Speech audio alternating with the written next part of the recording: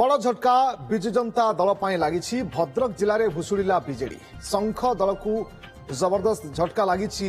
गोटे दिन में बीजेडी को बाय बाय कले 3 ब्लॉक अध्यक्ष बंत ब्लॉक अध्यक्ष मनोरंजन घड़ई, भद्रक ब्लॉक अध्यक्ष उर्मिला नायक एवं भंडारी पोखरी ब्लॉक अध्यक्ष सुमती सेठी बीजेडी इस्तीफा देइछन्ति। रोचक कथा है समस्ते व्यक्तिगत कारण दर्शाई गोटे दिन में दलर प्राथमिक सदस्य पदर इस्तीफा देइछन्ति। प्रथमे बंत ब्लॉक अध्यक्ष इस्तीफा देइथिबा बेले परे परे उर्मिला नायक एवं सुमती सेठी दल छाड़िथिले। गोटे दिन में 3 ब्लॉक अध्यक्ष बीजेडी इस्तीफा देवा परे भद्रक राजनीति वर्तमान सरगरम होछि। खूब शीघ्र 3 ब्लॉक अध्यक्ष बीजेपी रे सामिल होई पारंती बोली चर्चा होछि। पार्थसारथी नायक जोड़ी होछन्ति आम सहित फोनलाइन अधिक सूचना हम प्रतिनिधि पार्थसारथी। बीजेडी को भद्रक बड़ झटका निश्चित भाव में लगुच। 3 ब्लॉक अध्यक्ष इस्तीफा दबा एवं भारतीय जनता पार्टी में मिसिबा को नहीं चर्चा ना एमानक तरफ ही प्रतिक्रिया आसुची मिसिबा को नहीं। देखो रश्मि प्रथम कथा हूँ गत 24 तारिख दिन ओटीपी प्रथम ही खबर ब्रेक करथिला जे 3 जन ब्लॉक अध्यक्ष माने बीजेडी योगदान करेंगे। सामाजिक गणमाध्यम एने फटो भाइराल था जो कि पूर्वतन मंत्री तथा बीजेडी वरिष्ठ नेता प्रफुल्ल सामल पुओ प्रयास सामल सहित भद्रक ब्लॉक मान अध्यक्ष एवं भंडारी पोखरी ब्लॉक अध्यक्ष एवं बंत ब्लॉक अध्यक्ष एवं वासुदेवपुर ब्लॉक अध्यक्ष फटो भाइराल था। परवर्ती अवस्था 4 जन फटो भद्रक सांसद अभिमन्यु सेठी सहित फटो सब भाइराल होता।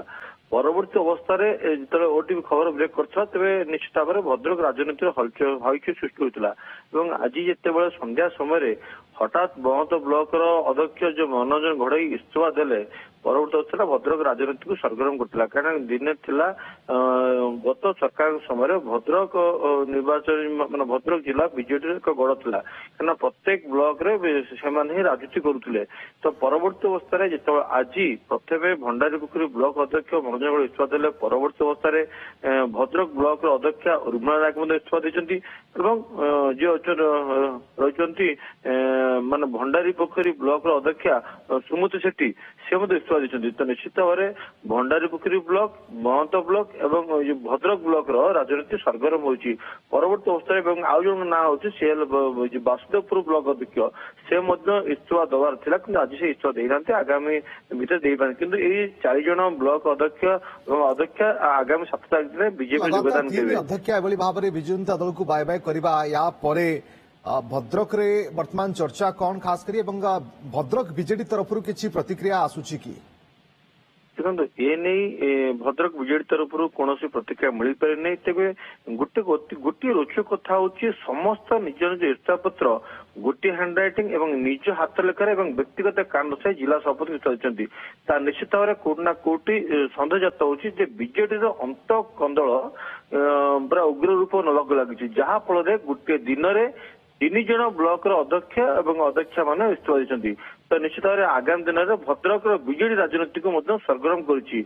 तो देखा बाकी गला जो 3 जन आज इस्तीफा देती से आगामी 7 तारिख दिन बीजेपी मिसा बोली जहाँ सूचना अच्छी तेरे निश्चित भाव ये भद्रक राजनीति को सरगरम करुच्ची। अन्य पक्ष जब भद्रक जिला जो बीजेडी गड़ था एक रकम भुशुड़ी पड़ी धीरे धीरे धीरे जहाँ सूचना जहाँ सूचना अच्छी अनेक जिला परिषद आगामी 7 तारिख दिन मिसी पारती।